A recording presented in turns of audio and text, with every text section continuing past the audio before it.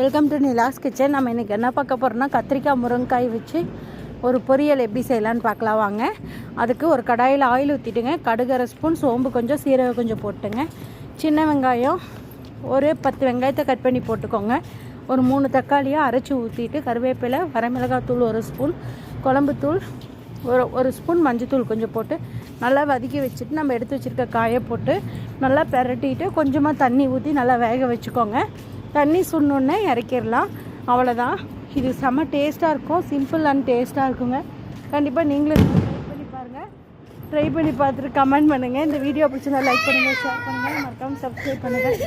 Thank you so much for வாட்சிங். ஒரு அருமையான முருங்கைக்காய் கத்திரிக்காய் பொரியல் ரெடிங்க. சாம்பார் சாப்பாட்டுக்கு, ரச சாப்பாட்டுக்கு, அப்புறம் அரிசி பருப்பு சாப்பாட்டுக்கு இதுக்கெல்லாம் சூப்பராக இருக்குங்க. ட்ரை பண்ணி பார்த்து கமெண்ட் பண்ணுங்கள். தேங்க்யூ ஸோ மச் ஃபார் வாட்சிங். பாய். அவ்வளோதான், போயிடுச்சு.